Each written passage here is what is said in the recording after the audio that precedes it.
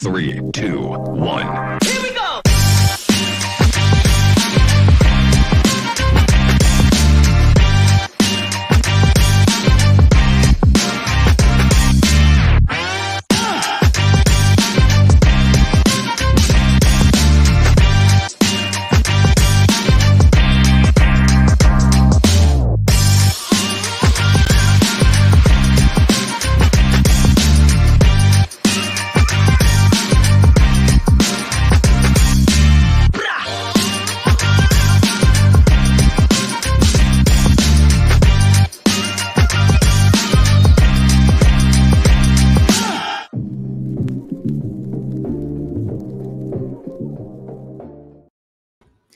Hello, you wonderful humans. Welcome to episode 12 of Shifting the Paradigm. I'm Cristina Gomez, your hostess for this next hour of this live stream adventure where we go looking outside of the box, jumping down rabbit holes, and where the red pill is actually a red tic tac. On today's show, I'm going to be joined in by several guests in a panel, and we're going to be talking and taking a look at the gadgets and gear that are recommended to take when you are doing night sky watch sessions. Obviously, the emphasis is on the National UFO Skywatch Event, which is set for July 17th. So if you didn't catch the show 2 weeks ago on the topic, let me just give you a brief primer. So Nuno is a grassroots effort that's meant to take place July 17th. So please put that on your calendars with the aim of getting people across the United States and even internationally to get outdoors with their cameras, their binoculars, and their cell phones and putting their eyes to the skies and document any anomalies they see flying around while connected to a dedicated Discord server chat room where everyone can interact live, give their reports, and pass on important information. Discord is 100% free. Anyone can access it. And the big reason to why Nuno's on a Discord server is because it is live, and there's a group for each state, and there's also a group for a few countries as well. So it's going to be really exciting. Join it. I'll put the link in the description box below so that you'll be ready for this event July 17th. Okay, so let me start bringing in the guests on the panel. First, let's bring in our man Jeremy. Hi, Jeremy. Hey, Cristina, how are you? Oh man, I am good. I'm on fire. I should probably drink more water, but you know. Can you just tell us a little bit about your expertise when it comes to night sky watches? Yeah, so basically, it's a little bit of a combination of two separate things. One, as a security forces officer in the Air Force, we were trained on aircraft identification, especially when we're deployed overseas and we're tasked with air-based ground defense operations. We need to know if it's a friendly aircraft or enemy aircraft coming towards our positions. So there's a lot of training that goes into that, the rest of it is pretty much just self-taught, learning what works and what doesn't, and making a whole lot of expensive mistakes in the process. Very expensive, and the equipment sometimes can be a little eye gouging. It can be, but at the exact same time, and I've built one and I have it here, and I'll show you a little bit later on. There are ways to build observation devices for less than $10 that give you invaluable data. Well, I'm ready for all the tips, tricks, and secrets, Jeremy. Let's do it. Next, we have Vic Ritchie. Hi, Vic. Can you hear me? Hi, Cristina. How are you doing tonight? Yes. Okay, sorry. There's a little bit of lag. Can you just tell me a little bit about yourself as well, and also your expertise when it comes to night sky watches? Certainly. My name is Victor Ritchie. I go by Vic.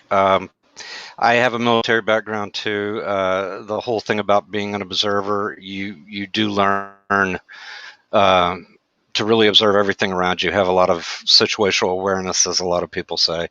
I've been following the sky since I was probably 10. I don't have extremely specialized experience with equipment. For the July 17th National UFO Night Out, Nuno Skywatch, I have my Canon Vixia HF M500 camcorder. No special night viewing accessories, but I've learned the settings that make it work pretty well. Awesome. Next on the panel is Curious George. Hey there. Hey. So my experience is in astrophotography and just general photography, and at work I do scientific imaging. So I've been involved for the last 3 years. We're trying to find all non-contact methods to do like chemical analysis, quality detection of food products, and so on. So I've got a lot of ideas floating in there of like sensor technologies that could be used and so on. So I'm very much interested in UAPs from the scientific aspect and seeing, more than just a picture. What kind of analysis or scientific information could we get on them? In terms of equipment, nothing really that fancy. I went a bit of an alternate route when I got into astrophotography. Instead of getting like a normal telescope, I found that too expensive. Then I realized you could get these, they call them super zooms. So I can get basically what's called a 1200 millimeter focal length for whatever, $400 or something like that. And you can actually image like many of the planets fairly well, just standing there and shotting this, like putting this, which is quite amazing, I think. So I have a couple other gadgets, which I might get into later, but, IR and different filters and so on. So that's basically it. I'm ready to hear about all of them because there are so many things that we don't consider or keep in mind when it comes to these sky night watches. The next man and the last one is Pics or It Didn't Happen. Hey there. Hey, Cristina. Yeah, my name's Clint. I go by Pixar. It Didn't Happen on Reddit and on Discord, so it's probably easier to find me by that. But I've been studying and watching the skies for just over 30 years, and I grew up right next to the Space Center. I mean, like the last road to the entrance to the Space Center in Port Canaveral, Florida. And I've seen a lot of stuff go up in the sky. I've seen a lot of the stuff that they test in the sky over there. I come from a family of pilots, so I've been all around aircraft. I've been to the Oshkosh Air Show, grew up around air shows, things like that. I'm very familiar with what is in the sky. And then I also have a background in photography, so I understand how the equipment works, what I'm looking at when I see stuff in the sky that looks odd. And then for tonight, I've got a specific protocol I use to really filter out whether what you're seeing in the sky is ours or maybe not ours. So I'm happy to go over that with you. Oh, I'm looking forward to it. All of you guys have a specific type of knowledge that I think not only myself, but everyone that's watching is going to get something out of it. And I want to start off the conversation with an item that's a lot of the times looked over when it comes to sky watches, and that's a headlamp. How many of you guys have a headlamp? Absolutely. I think You I have guys one. use sky night watches. This one is called a Boreat model RJ3000. It's not sponsored. I'm just telling you guys what it is. Okay. But whether you're sky watching, camping, or doing any other outdoor activities in the wilderness at night, a headlamp is a definite must-have. It's for safety, but also you can see things that you can't see at night. We're not nocturnal creatures, I mean, not yet, but I'm looking forward to that one. This one in particular, yeah. Okay, well, we're going to get into that because this exact headlamp, because I don't like carrying multiple things if I don't have to. This one does have a red backlight too, which is useful when you want to set your equipment without too much glare.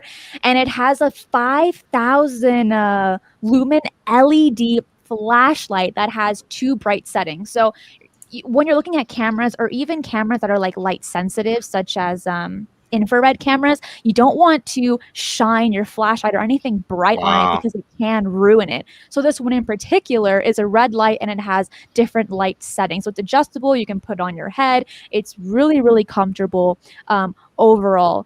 And it points down to the ground right in front of you so you don't trip if you're walking. Because sometimes when you look up in the sky and you walk, you just you lose your balance. Yeah. What about you guys? Jeremy, tell me first, what's one of the most important pieces of equipment that you need when writing down your list to go sky watching? That makes sense. Your compass. Ooh. Your Not the one on your compass. phone, right? You want like a real Not the one compass. on your phone. No. I mean, that one will work in a pinch. But one of the things that you need is a true military style lensatic compass that will allow you to shoot an azimuth. Because one of the things that you're going to want to be able to do is you're going to want to be able to recreate your scene.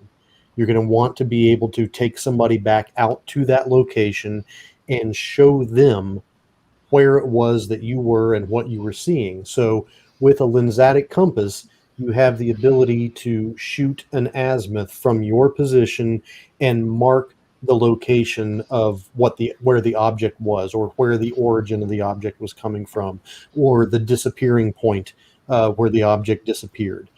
So there's so many reasons. Not only that, but if you're out hiking and you're in the woods and you're out there and you forgot your headlamp, this will get you home.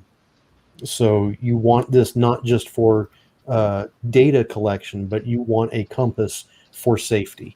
And you don't want to rely on the one that's on your phone, because this doesn't need batteries.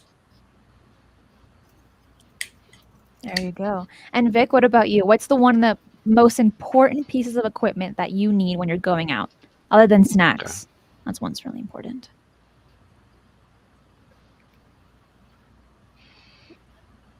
Vic? I think he's freezing.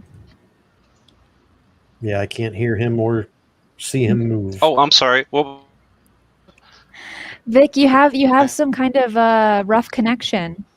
It's a little spotty.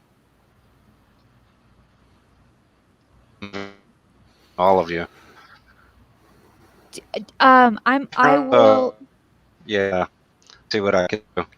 Yeah, I'll If you bring you hear back. me. Okay. That's it. Sort Curious George, tell me what piece of equipment that you would have to bring.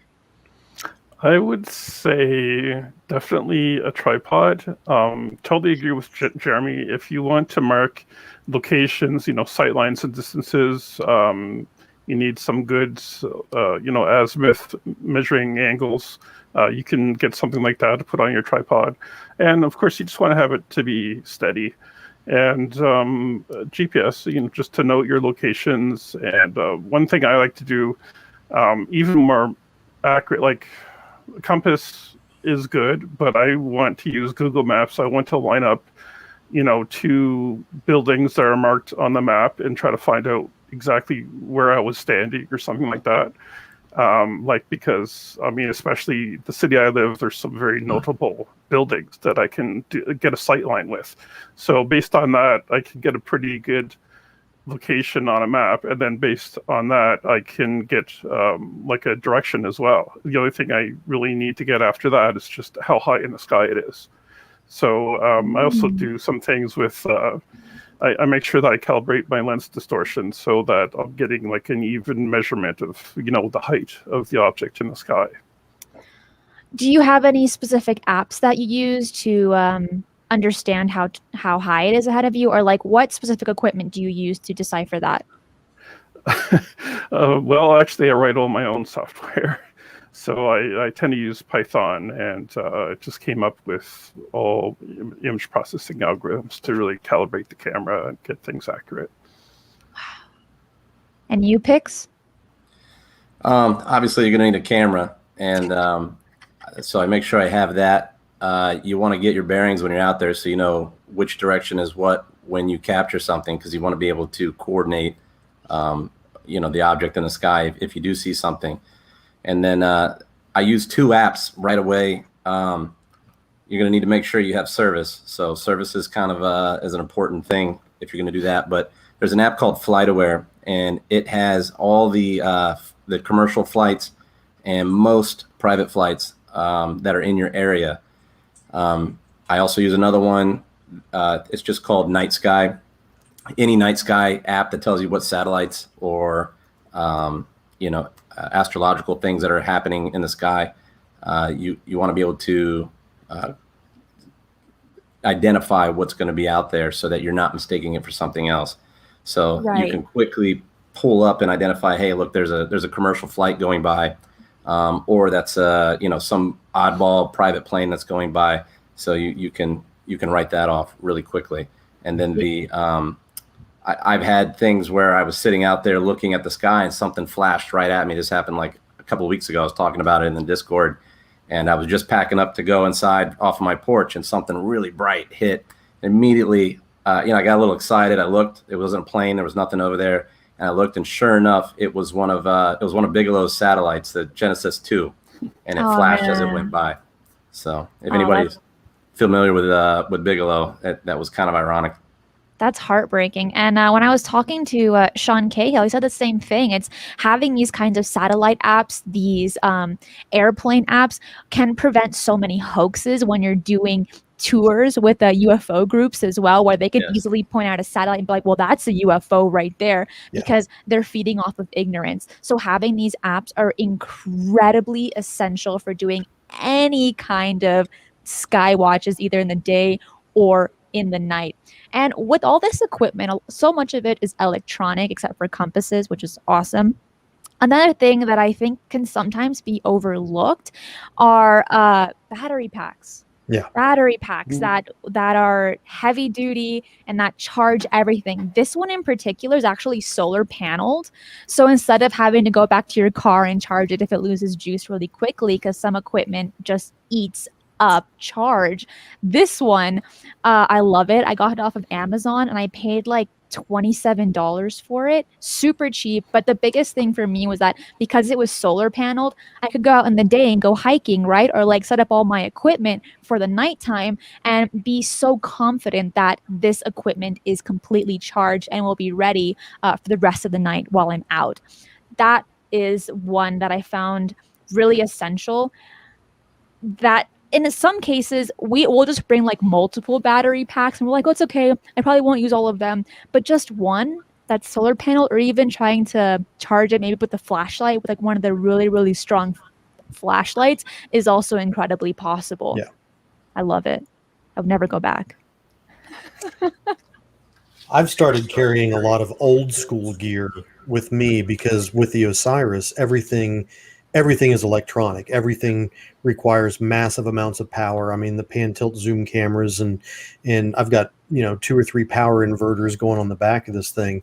So the things that I'm starting to incorporate now are old school but redundant systems. So I have something that can still work in case all my electronics shut down. Film cameras, slide rules, compasses, paper maps, even paper things maps? like absolutely paper maps, like from an atlas, and then even using things. I don't know if you can see this too well, but using range cards, so I you have can not write read down a paper map since like the 7th grade. Oh yeah, I'm so sorry. one of the things that I do is I get on like Google Earth, and I'll find the location that I'm going to. And I'll get the satellite imagery of the location that I'm going to, and I will print it out and I will laminate it. That way, it's got a mark on it that will take me from where I'm thinking I'm going to be standing, and I will do a back azimuth, and I will shoot a back azimuth back to the main road. So if I get lost or if I can't find my vehicle again, I know on the satellite map I'm looking at terrain and a pen and ink mark that'll take me right back to the main road. So all of my stuff is now for redundancy because everything else I have is fully electronic. Yeah, that's another thing. When you get to where you're going to set up, you want to get familiar with your surroundings and start looking at things. Like if you look at any of the old MUFON cases, you read the reports and stuff like that. They're asking things like, how far out was the object? Was it near that light pole? Was it near that tree in the distance? Would you say it was out by those mountains? So get familiar ahead of time and look at things on the horizon going all the way out, so that when you do see something, you can kind of gauge, because so many videos that you'll see, especially on YouTube, kills me, is they're looking straight up at the sky, and you have nothing to compare that with to gauge the distance or the size, the trajectory, anything. So you have to keep that, not only find those things, but in the horizon around you, keep a mental note. But also when you do get an opportunity to take a picture, try to get one of those items in the picture, because then anybody can go back and check that against, check the math against that, and then we can get a really good idea of where it was. And sometimes, like you'll see on these, there was a really good one that got me, was one of the SpaceX rockets, and there was something flying by, and after a ton of math and research, they figured out it was a bird. And there's been other ones where it was just a bug, and it had everybody fooled for years. So must have been a seagull. It probably is very, very common. So you have to. That's one of the things to do when you get there. Oh no, it's awful. Go ahead. I just want to say, absolutely awesome points there by Pix, and I thought of another option as well. Like if you have an extra camera, just laid on the ground with like a wide angle lens, and like you have the context, and then you're free to use like your zoom to try to get the object when it comes. But if you don't have that, yeah, definitely have something in there to get a sense of context, perspective. One more tip I thought of is you want to figure out the angular size. So for example, if you take a ruler, take a dime or something, and just hold it out at the distance of your ruler, and then you could get like, so this circle has an angular, degree of whatever, and you can work out basically what the size of the thing that you're seeing. Yeah. So that's definitely useful when you try to sort of back calculate, what the size might be. Yeah, all of these things. And another big one is for people that are doing night sky watches, it's very important to go a few hours before nightfall and just scout out your location. So you're able to understand what's around you, to be able to measure things with your eye as well. Because you do it blind, right? Completely at night, or maybe with even no trees around, it's very difficult to gauge how big or how small these objects are that you see in the sky. Yeah. Y'all were doing daytime watches? I don't see why not. There's a bunch of really interesting videos of people catching things in the daytime. Yeah, I feel like I'm always looking up in the daytime, but at nighttime is when, I've got some downtime and I'll go out and just stare off and watch. And I'm mainly looking for shadows. Shadows in the sky seem to be the more popular thing that are, I guess, more bizarre, an anomaly versus a light going across the sky. Right. So, yeah. So my question would be, for those that are knowledgeable, how could you decipher the difference between maybe a shooting star and a UFO from your guys' perspective? Trajectory. Yeah. It's the only thing I can think of. Yeah. They're going to go in a straight line and they're going to come down at an angle. And not to say that a craft couldn't do that, but you're looking for the stuff. I mean, even if you got something like that on video, the problem that we have on our subreddit, UFO Believers, is that we get a lot of videos where there are things in the sky that could be an object, but there's nothing peculiar about it. So, even if it was a craft going in a straight line down at an angle, we're not going to know. What we're looking for is that stuff that's doing weird things that a plane can't do, a helicopter can't do, a rocket isn't doing. It's not a drone. And you want to really be looking for right angle turns, things that is going to splat a human up against the side of the wall of the craft if it did that in real life. So, yeah, even the AI that's with the Sky Hub and the UFO DAP system that's in the Osiris, if there is a legitimate UAP that happens to be following the same flight path as flight 311 out of San Francisco, and it's at 40,000 feet in a straight line, the AI is going to discount it. Yeah, because you can't prove that to people. Even if it was something legitimate, it's just you're not going to be able to prove beyond the shadow of a doubt to a non-believer or other people that, hey, look, this is something that they're always going to have that argument. So it's not going to work. We're looking for that special stuff that stands out. Of course, but also our eyes can be deceiving at times, so it's so important to have like a zoom in camera, like Curious George said, or even having like some stronger kind of binoculars that you can buy at the camping store. Personally, I love binoculars, preferably when I wear contacts, not my glasses, because it makes it so much harder. But for me, in the daytime or even at night, you're able to decipher things easier with binoculars. That's a lot of people that are kind of newbies don't really consider bringing. They're just saying, I'll just use my eyes and I'll bring my camera or my phone and catch something. But trying to scout it out first to make sure that maybe if you're correct, I find these really essential. So these ones in particular are called rugged exposure. And I think I paid like 80 something dollars for them. And the specification is 10 through 30 by 60 millimeter zoom binoculars. Do any of you guys have binoculars that you use when you go out? Absolutely. Yeah, Absolutely. I've got a giant set of old school Nikons from Vietnam that I use that are spectacular glass. They see everything. Yeah, I mean the cheap ones, they don't really do it for you. I mean, maybe like birds that are the tree next to you, but these ones or any kind of bulky, bigger ones that maybe zoom in 10 to 30 times really, really helps decipher what you're seeing out there with more confidence. Mm-hmm. With more Yeah, confidence. absolutely. Yeah. And you can also look at higher end binoculars that have level indicators on them, so you can actually shoot. Well, they have built-in compass now, so you can shoot an azimuth when you're looking at the object, and you can determine elevation above horizon with their elevation indicators as well. But going on the old school thing, Curious George was talking about needing to understand the elevation of an object. And it's very difficult to do that unless you have either really, really high-end equipment and at least two of them, or you go old school, because you can use two different cameras in two different locations, know their position and know that, their elevation above ground level, and be able to biangulate, and where the two lines cross, you're looking at the altitude of an object. Or you can put something together like this with some washers, a ruler, and an old protractor, and a couple straws. And basically, you're just using the one straw here as a sight, and you're looking at an object, and you're getting that object into the other sight. And then as you turn it, this string is constantly staying down, and then you just pinch it, turn it around, and see that you're 65 degrees above the horizon. And you can do that for $5.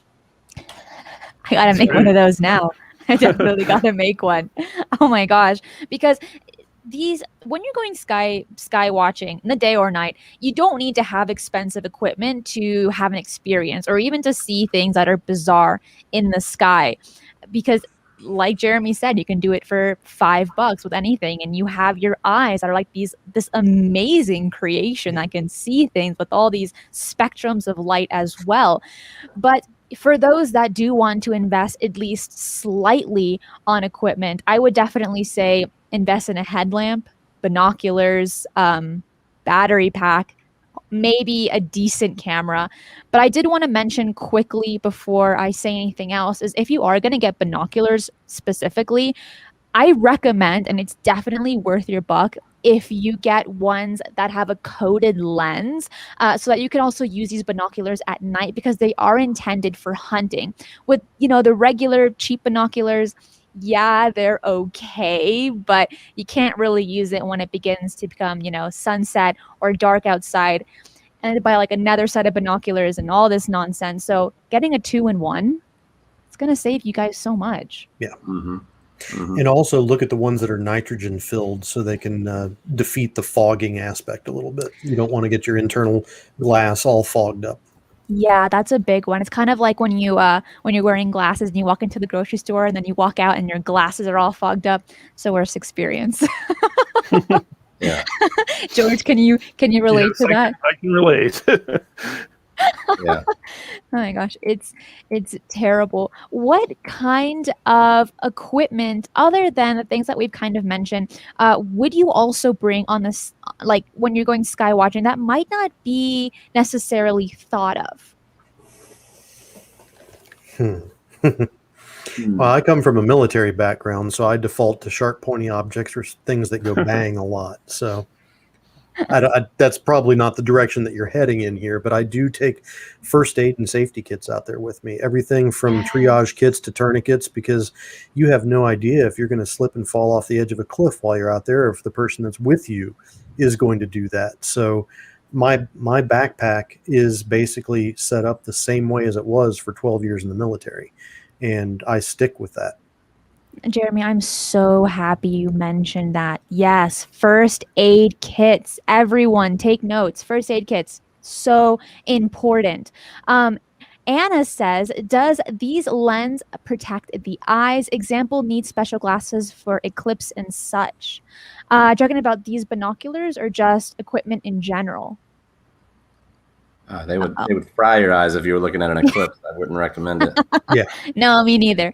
Me neither. If any of you guys have any questions in the live chat, please go ahead and ask them. We got a beautiful panel of guests. So please go ahead and ask any questions that you have that you might be a little bit curious when it comes to night sky watching. It's not necessarily a very common practice, and you kind of learn as you go when you don't really know what to bring until you've already had 2, 3, 4 experiences when you're out and you're like, oh man, I wish I brought this, and this, and you did it. So having this kind of panel, this exact live cast is here to help you and to help even people that are here with me right now on the panel to really broaden up their list of things to bring. NPC says, also awesome name. He says, glow sticks to help read. Also, red spectrum headlamps can reduce the effects on your pupils. Yes. Glow sticks, I think, is a really interesting one. And I think one that would probably be in first aid kits as well. I mean, that's where I would place them. Yeah. But what about you guys? I carry glow sticks in my camera bag. I just have the I use the red headlamp. It works pretty well. I just have a flashlight. Pretty simple. Yeah. You know, when I've done it down here, and I live in Florida currently, and down here, you know, the terrain is a lot different. The climate's a lot different, but you want to bring stuff like you're going to be camping or hiking. Mosquitoes are really the worst thing. So some kind of a bug repellent. And a lot of people don't know, this is one I picked up over the years, is like that Vicks Vapo Rub. That stuff, oh my God, the bugs will stay the hell away from me with that. So I put a little like on my neck and I put them down by my ankles and stuff like that. And they stay away because you tend to get tore up on your neck, your ankles, your legs.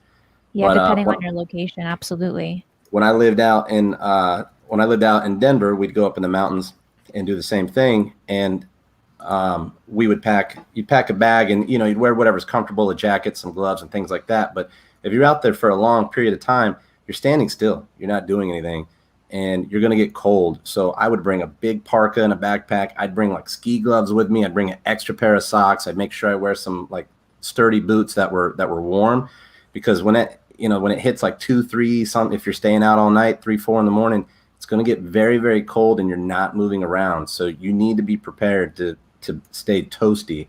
And that's something that the first few times I did it, I forgot about. We just wore, you know, a nice heavy jacket and our regular gloves we would wear to go roam around town, and we got out there and we were freezing our tails off. So be prepared. Oh, tell me about it. Yes, always bring an extra sweater, anything. My question is, and before I ask my question, Rather Be Squidding had a decent question, and he says, is night watching near a big city worthwhile, or should we really be headed out to the country? What are your thoughts on that? Yeah. Go ahead, Bix. As long if you're not looking at stars, so you know this stuff is going to be mid to high altitude, sometimes low altitude. If you can see a plane, you're going to be able to see one of these things. If you're in the middle of a city where it's super bright, you know, you can kind of use your judgment and tell that, hey, I'm not going to be able to see very well. You can judge the light pollution. Sometimes you just got to get out to a dark neighborhood, get near a park, you know, maybe go out you know, down a highway road and just get out in a field. But you don't necessarily have to be away. And it depends on your city too. I mean, if you're in Vegas, you're probably not going to see anything, but calling out Jeremy. it takes 20 minutes to get out of Vegas, right? And then you're in prime location. So absolutely. Go ahead. I just have a tip about that. There's the website I use. It's called cleardarksky.com. And that has a light pollution map, so you can sort of orientate yourself to what would be the nearest darker location, if that's an issue for you. And also, you know, it gives you astronomical weather readings, such as the transparency of the sky and how much the stars would twinkle. So that can be useful, and I always make note of these things. Yes, and from doing quite a few, a bit of research on, UFO sightings, UAP sightings, they also do happen in big cities. For example, Houston or around the Houston area, you will see UFOs, and it doesn't matter that it's a big city with a ton of light pollution. Same in parts of New York. Regardless if you're in a big city or not, it's possible to see them anywhere. You just got to kind of get lucky. I have a family friend down in Palm Beach, Florida, which is just a sprawling suburb with lots of street lights and house lights and things like that, who stepped outside, I think 3, 4 in the morning just to have a smoke, and looked up and saw a large saucer-shaped dark craft moving very, very slowly overhead right over the neighborhoods. And it was at like helicopter elevation, and scared him to death. But just, he was very familiar with what's in the sky. He's also a pilot, and just goes to show you, you don't have to be in the middle of nowhere. These things they're everywhere. Yeah, I actually took a report from he's a retired Army all-source intelligence officer, and forwarded the report on up the chain, and it went to the UAPTF. But this was in Hudson Valley, and it was literally him walking off his back deck to go look at the full moon in Hudson Valley, New York, and he sees something that's significantly close to the Indian Point reactor, which was the trigger reason for the security concern with this. And the report was taken and sent off to the folks, and got confirmation that it went straight to the task force commander of the UAPTF. Wow. Oh, wow. Yeah, that's cool. This guy, I don't even think was a believer, just a regular Joe. And we're talking 10, 15 years ago, before any of this stuff was cool. So he's a believer now. I would be too. Jacob says, for those with a Sky Hub, aka Jeremy, did you leave it running while you're back in the city, or does the light pollution make it useless? Now, my Sky Hub runs about a quarter of the time that I'm home, because it is in my vehicle. It is part of my vehicle. So when it's running, I actually have it set up so I can run external power to the vehicle and keep it up, and so I don't have to keep the engine running or pull off the vehicle battery.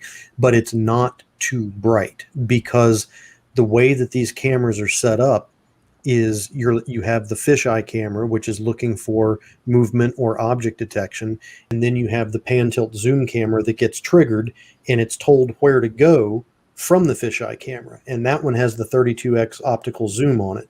So you're going to be able to see things, and the cameras are more light sensitive than our own eyes are. So if you think that you can't see something, that doesn't necessarily mean that the camera can't see it.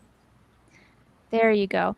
And just a quick thing, the website that Curious George mentioned, it was shared by Luis and the Other Civilization. For those that are interested, click on the link so you can save it, because that sounds really important. Welcome back, Vic. Everything okay? Oh, no. Nope. I'm guessing that's a no. Yeah. Lewis helped me out there. Oh, bless his heart. Do any of you We guys... were doing good. Oh, good. Oh, I think you're getting better, Vic. It was good with Lewis. Okay. Okay. Is it? It's better. It's better. We're not losing you. Okay. Light lag. All right. Sorry. No, you're fine. Thank you for coming back. Do any of you guys use any night vision equipment? I do not. I have used it, but I do not own any. So I would love to. I'm jealous of your new acquisition there, Cristina. Which one? You got a night vision recently? Yeah, I did. Well, I've had it for a while, and I didn't use it for a long time, but I have the Psionics Aurora Pro. I think I paid like $1,200 for it. I think it was on sale. Wow, but it wasn't cheap. Good. But what I will say is it's definitely a different experience using night vision equipment, because it's like you're seeing in the daytime, but kind of with a lack of color. So maybe it's kind of like what dogs see in the daytime, maybe. But for those that have a budget or those that can like put some aside, I definitely recommend, because I did a lot of research on night vision cameras that were like worth the money, but also had like that did its job. So this one, it's really, really small. It comes in a really nice box, but just look how tiny this is. It's like miniature, but I'm incredibly impressed with it. It has a good lifespan. It's as small as my Huh? What was that? Okay. Well, They're freezing again. so like I said, for those that have money aside for it and that are really serious about night sky watching, or even for those that are hunters, getting a Psionics Aurora Pro is definitely worth it, because they have a twilight setting and then they have like a full night setting and a daytime setting as well. Will that connect to a camera or to a set of goggles where you can strap it on? It does connect to your cell phone, and you can see it on an app through your phone. Okay. I don't know about goggles. I haven't looked into that yet, but that's an interesting question. The ones that I used, they were strapped on like that. It was like a whole headset. So it was like VR almost. Pretty cool. Oh my gosh, like military style. Yeah, it was. It was. I did it. At it was Contact in the Desert a couple of years ago, and they did a thing where we went out, and it was the guy from the guy from the TV show. He had a TV show where they were like fact or fake. Wow. You know what I'm talking about? He was like ex-FBI or something, and he took a group of people out with a ton of those things, and we just sat out all night and watched. It was amazing. It was one of the most memorable experiences. Here's a question by Internet UFO Database, it's a really good question. He says, sorry for the repeat question, but does the panel have good rebuttals, for people that keep referring to lack of phone camera footage, photos as evidence that UFOs don't exist or aren't real, etc.? There's a reason National Geographic has never done a photo shoot with an iPhone. Yeah.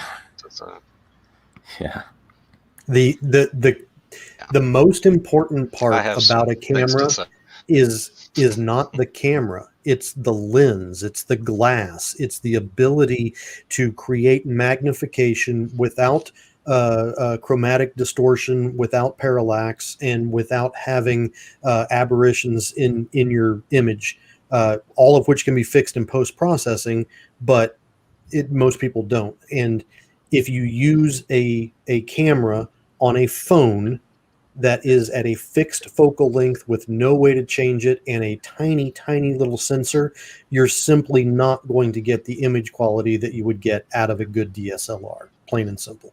Yeah. The sensors are so small. People don't understand, you've got an object that's like use a commercial plane. We get so many videos on Reddit of commercial planes that are up in the sky. And these things are 30 to 40,000 feet up in the air, and it could be miles away. And that sensor, when it's picking up just the wings, the tail wing, the wings, anything, the pixel size at that speed, the sensor can't keep up with the speed, and the pixels are not powerful enough to pick up how minute the wings are and the tail is. Yeah. So what they see in the video is this cigar-shaped object, and so many people think that they caught a UFO, and it's not. It's just you have to understand the equipment that you're using, and it's not powerful enough. Yeah, I mean, even with the big fisheye camera that I've got on the Osiris, a 747 at 35,000 feet only is going to occupy about 40 pixels. Mm-hmm. Yeah, and yeah, exactly. And the wings aren't going to fit into that most of the time, especially if it's moving. It can't keep up with it. Yeah, it can't. It cannot. Jacob has another good question, and he says, what are your first steps when you capture a UAP? Is there a public research group that is the best according to the panel?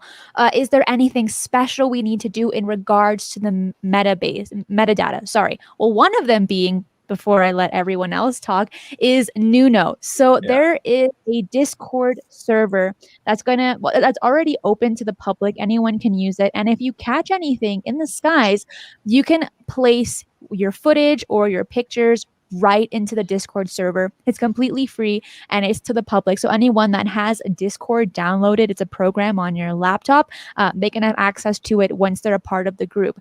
Now, there are a few other places, a few other platforms you can put them on. But I really do want to push that this Nuno Discord server is going to be the next big one. I'm looking forward to seeing it grow. But what about, do you have one that you prefer?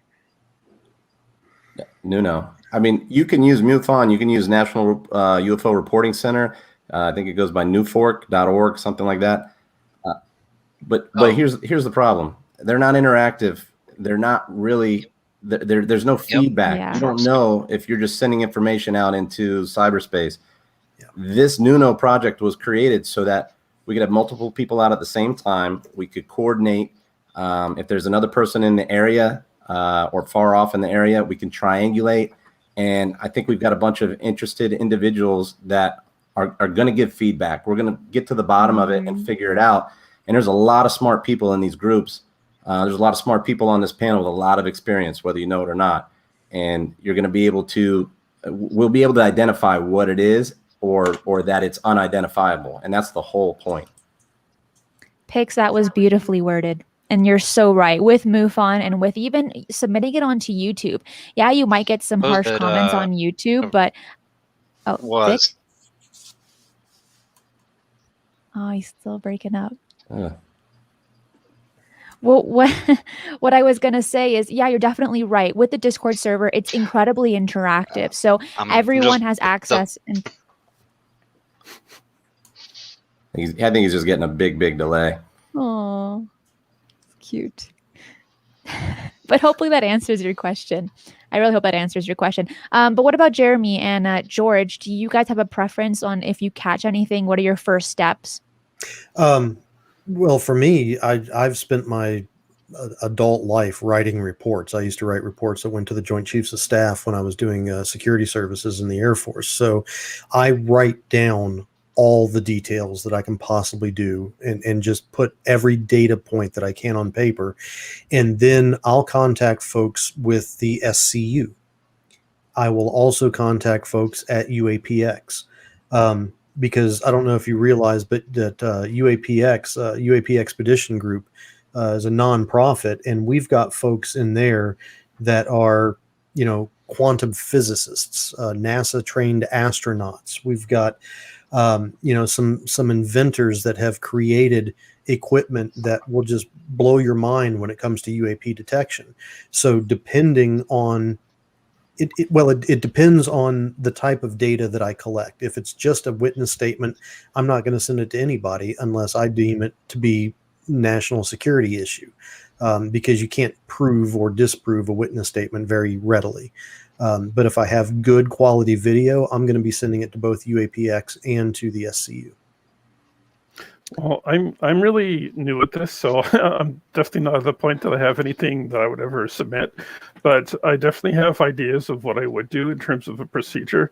For one thing, that concerns me is authentication. You can capture something, even a great picture, but no one's going to believe you unless you have some way of proving it. So one thing I would recommend, if you can figure out how to get like what's called a RAW format, you can do that either with a phone or with a camera. That gives me a lot more confidence that it's not been processed. Another thing, actually, I would take a picture of just blackness, a couple pictures, before you start. And there's a couple obscure reasons for that. If anybody knows anything about image forensics, I shouldn't reveal too much, but there is a way to match a picture to a camera. If you have several pictures from the same camera, there's a way you can correlate that there's a high probability that the picture came from the same camera. The second point with RAW, it's a lot harder to fake. A JPEG, obviously, you can use deep fakes, you can edit it. There's ways to look at JPEG quantization, which can reveal some aspects of manipulation. There's also some other things you can do. But for RAW, one of the main stumbling blocks is there's not really a way to write another RAW that I've been able to see. So in other words, the camera writes it once, programs can read it, But if you edit it or something, I'm not aware of a way to save it back as if it came directly from a camera. So that's a bit of a stumbling block that you can use. Something else, and actually I wanted to show you guys something. How would you separate, for example, I don't know, a Chinese lantern or a drone? Well, I mean, look at the spectrum of the lights. Yeah. So LEDs have a very specific, I guess you call it a signature, if you're able to break it into a spectrum. Very narrow, plus or minus 20 nanometers, if that means anything to anybody. If you use an IR filter of your lens, like this one, oh, no wonder that was so dark. You can basically filter out any kind of a light that would come from an aircraft or a drone, because it's just no light in that frequency range of IR. So I'm actually going to demonstrate that to you right now. So this is an IR light. In person, I don't see anything. The camera can see it because it's sensitive to IR light. This is an IR filter, so you can see it through the filter, no problem. Now, if you take something like a drone, LED, whatever, I'm just going to use this as an example. You can see this now, but I put this filter over it. You don't see a thing. So I've completely filtered out all the false positives that you could possibly have. And I think that'd be a really good way if you just had a spare camera just pointing at the sky for context, just pointing up, lie it on the ground with an IR filter. It literally will not see anything that's fake, and you can just match that between the two images. Damn, George, I got a filter, and I didn't even know that was capable of doing that. That's pretty cool. Yeah, I also have an IR lamp as well, and I don't leave home without it, so I turned it on, and I don't know if you guys can. Is it on? Yeah, I can't tell if I turn it on or not.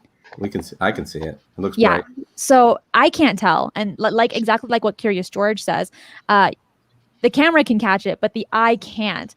And it's a beautiful thing. And another thing that I would recommend that anyone invest in. They're not expensive. They're pretty cheap when you can find them. And this one in particular is called the 920 nanometers. Oh no, sorry. It is a 920 nanometers in infrared. So it's pretty strong, even though we can't see it. Now, I know Victor is only on audio. Vic, can you hear me? I can. Perfect. Can you hear me? Okay. Yes, beautifully. And because I know I had... Hi, guys. I had cut you off earlier, but what did you want to say before you dropped? You guys were talking about the... I don't remember. Go ahead. It was probably about Nuno, and do you want to mention about Nuno? Sorry. Yeah, it probably was. Clint's doing a great job of it, fortunately. I was going to mention that in addition, if people are okay with geotagging, that might be a good idea on their video and imaging. If you're not, maybe you can include some local information like just the general area of the city or something. It'll help people in the local areas, like on the individual states or countries, maybe group identify things from different vantage points. I think some apps, some phones, you can even set it to only geotag and do location data on images or video. Y'all can correct me if I'm wrong about that, but that might be a good idea as well. And Vic, I have a question for you. What are the protocols and procedures for reporting on Discord the Skywatch results for the Nuno event? Actually, Clint knows that. I was just talking to him about that the other day. Go ahead. I haven't done my homework yet. I was going to post that out online, but yeah, you want to. So when you get onto the Discord, you want to go and first off, you want to go and find your state or country. We've got international on there as well. So state or country, and then get involved or make contact with others in your areas. A lot of places it's just going to be you, and that's okay. But we want to kind of have people check in, report, just say hi. I mean, it's nothing official. We don't have to get crazy with it. But if you do get a photo, You want to post that maybe in your location with a general description of where it is. If you don't want to give your exact location, you could just say, hey, I'm northwest of this city a couple of miles, and I was pointed northwest, southwest, east, whatever direction it is. There's also, poke around in there, you're going to see different channels. Everything's correlated. You'll see where you can post a sighting, a picture, and then just below that, you're going to see another section where we'll discuss it, and we'll try to figure out what it is, what it looks like. Anybody that has experience with that kind of an object. Once you get in there and start poking around, everybody's friendly. People are talking. I'm in there. You can find me. Pixel, it didn't happen. Just ask questions, and we'll get you in the right spot. And for those that are not a part of the Discord server, And another thing to add to that. What's that? No, go ahead, Vic. I'm so sorry, Cristina. I was just going to add. That if we've been y'all were talking before about how different UFO organizations for reporting, like NUFORC or MUFON, don't really have a searchable database, nothing that you can go through that's accessible to the public or individual researchers. It's possible if we continue to do this, if this catches on, if we're able to do this even monthly, this could be a resource. This could be a searchable resource that could expand from here. And it's possible that we could come up with a system even better than what they have. This might be the next generation, or at least the beginning of it. I know so. It's going to happen. I mean, this is a big deal. And for those that are not a part of the Discord server, the other civilization shared the link once again. Everyone that's watching, seriously join the Discord server. Either you'll see cool stuff or you can submit things that you catch on video or through pictures. Absolutely. Yeah. It's on Twitter. The link is on Instagram as of today, I believe. You can find it on Reddit. Vic's got a subreddit. Cristina and I have one, UFO Believers. We have it in there. It's just look around and Google it. You'll find us for sure. It's going to be big. Maybe this first one might be a little bit small, but it's gonna grow really fast. One more thing that I wanted to mention when it comes to gear and gadgets is we're probably talking about so much stuff and you're like, it's all like, where am I going to put all this? If I put it in a bag, it'll break. All of this nonsense. I learned bits and pieces of that one the hard way. So I think something else that's kind of looked over or just not really acknowledged is how to store all of your equipment in one location. Your binoculars, your flashlights, your glow sticks, your first aid kit. It can just lead into like a pile in your room right before you get into the car and go drive somewhere. So, and if this equipment's really expensive, you want to take extra good care of it. So for me, I like to put it in some kind of hard case, such as like a hard case suitcase or a large bin box, like the ones that you put into storage in your storage room or whatever. This way you're able to find everything at once. You don't have to do a checklist every single time you go out and being like, oh man, I forgot this, and this, because you have everything in one spot. And it sounds like pretty common sense, but let me tell you, there's been a few times, well, when I first started doing sky watching, that I would not put anything in a box. But do any of you guys just kind of leave everything in a backpack or what? Backpack. Low maintenance guy here. There you go. I use smaller packages, and then I put those packages in the backpack. So when you go to dig for things, you're not rummaging around in the backpack like, hey, and you pull out a handful of cords and different things. I have a camera bag with a specific camera in it. I have another camera bag with a specific camera in it. I have another little small pouch that has specific cords in it. I have another one to keep batteries in, and then I have specific pockets on the backpack that has specific things in it. And I keep a routine so that when it's dark, I can find that stuff in the dark. There you go. I do the same thing Clint does, pretty much from a military background when I was doing pictures for Pacific Air Force. But yeah, same thing, backpack and individual bags for things, and mark the bags. And I have one very important point, to put things sealed in baggies, and maybe put the whole thing in a grocery bag, because you don't want any of that stuff to get wet. No, never. And for those that have a military background, and True. even George, have you guys ever considered, or do you have a personal locator beacon? You know, because there are so many do. stories that when people go into the wilderness, they get lost. For those that are fans of Missing 411, when Yep. Dave Paulides always mentions that you need to have a personal locator beacon. So Yep. Huge I- fan. you use them? I've got one, and I keep it in the same little Pelican case that my sat phone is in. Can you kind of explain how big they are for those that might not know? Oh, a personal locator beacon. I mean, okay, so this is an iPhone, right? Personal locator beacon is about half the size of an iPhone, and it's like the size of a deck of playing cards, basically. And all this thing is a very high-powered, tiny little radio that is broadcasting on a frequency that NOAA is monitoring. So if you can't just buy them, you have to go through a process and register one. Put your emergency contact information in the database. Some of your biometrics are attached to the personal locator beacon. So when you deploy the antenna and hit the button, the satellite is going to pick it up, and they're not going to say, "Hey, we have somebody that's lost." They're going to say, "Hey, we have Jeremy McGowan who is lost. He has O negative blood. Here's his emergency contact information," and they know everything about you, and they know exactly what to do when they're coming for you. So, an emergency personal locator beacon is amazing. And could you kind of tell us about how much it is? Yep. I think the one that I got, Oh, it's been a wow. long time since I bought it, because I bought it when I moved to South America. I lived in Ecuador for 5 years. I think I was around the $300 mark. I mean, it wasn't cheap, but it wasn't bank breaking at the same time. Well, Right. It could save your life. Yes. It's worth Yeah. the money. You can get them. So for I had a $100. question: is this based on like a satellite frequencies, or is it like a cell phone?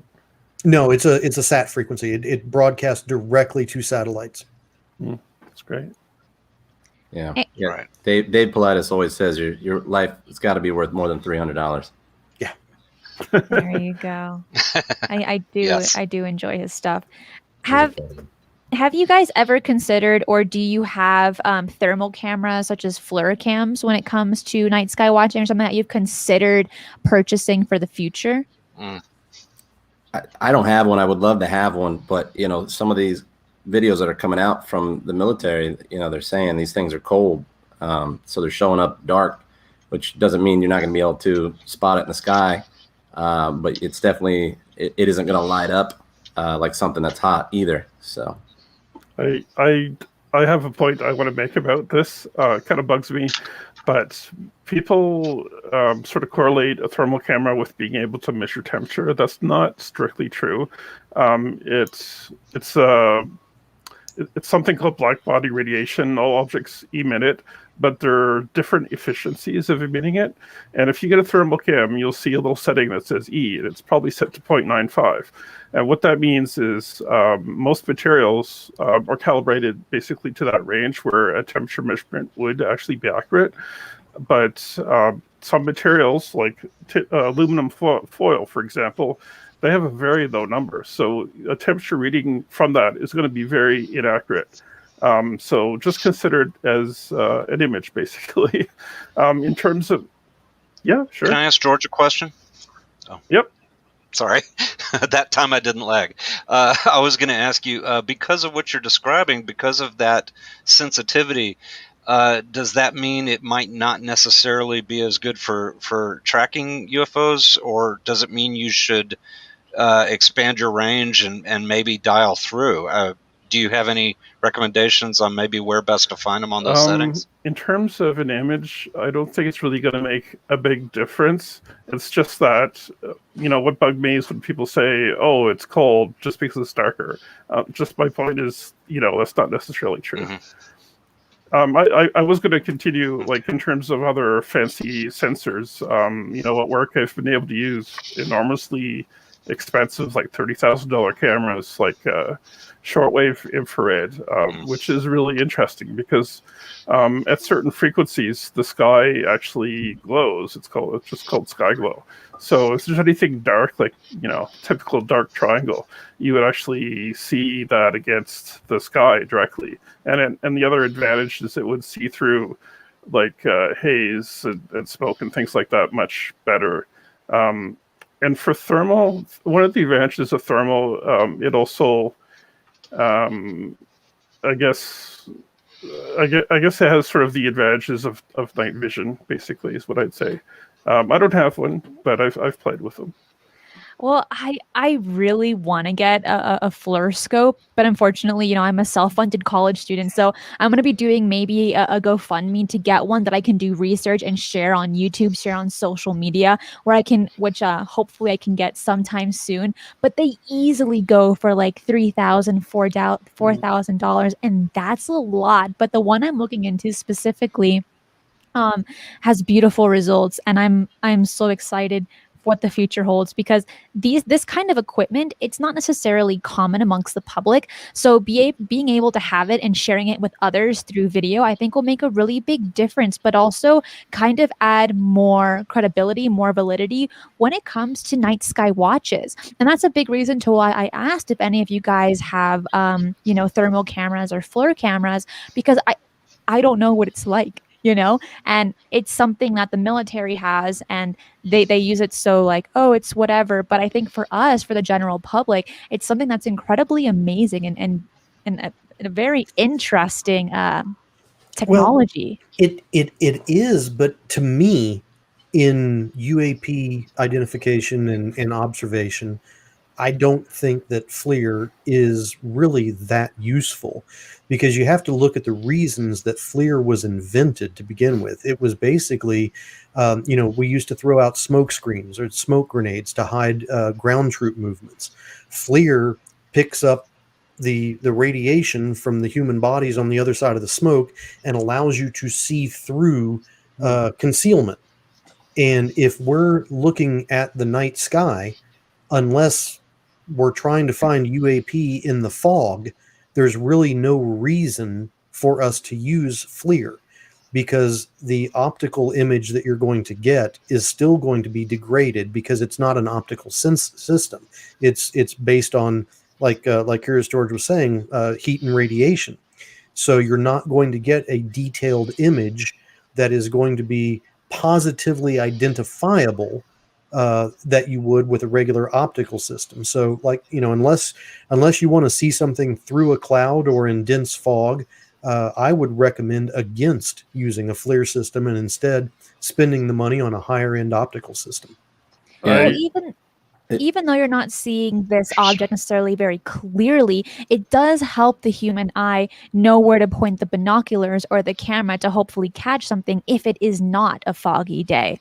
And I think that's a big reason to why I want to get one. But George, what did you want to say?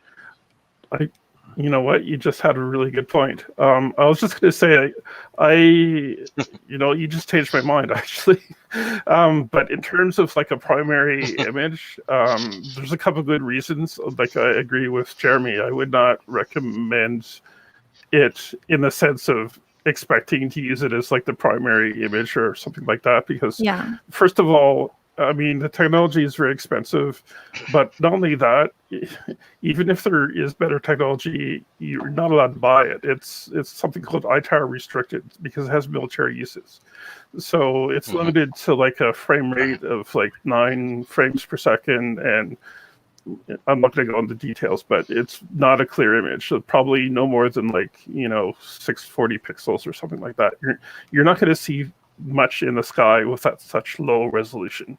The main, when the military uses on these planes, they have like basically incredible zoom lenses that make it useful. So without that, just use it for like a spotting device. Yeah, it's my understanding that the consumer versions don't go that far. I mean, if you're going to see a UAP in the sky, we're talking quite a distance, and I believe the range on those things, if let's say you bought one off of Amazon, I've looked at them, they're good for what, 50 to 100 feet maybe. So I just don't know. I know that there's, higher grade ones like I think Cristina, you and I have talked about. You saw one that was like a helicopter mounted one that was for sale or something. I said, "Whoa, that's the one you want," but those don't show up every day. No, they don't. But when they do, it makes me want to get it. And Yeah, I'm not grab 30 an grand out of- impulsive buyer, but I'm just like, 30 I grand under the need it. mattress, go get it. Yeah. Exactly. But Can I ask Jeremy a question? go for it. Okay. Could you detail how you made that elevation tool with the ruler? Yeah, absolutely, Jeremy? absolutely. This is actually very, very simple to do. You want to get a metal ruler. Don't get a plastic one because you want a little bit of flexibility because you're going to be bumping this thing around. You don't want it to break. It's really only 1, 2, 3, 4, 5 things that you're going to hot glue or super glue together. You can get a cheap little protractor from Target for like $1.50 in the school supply section. Your 90-degree mark is going to be right down here, and then your 180-degree mark is going to be right over here.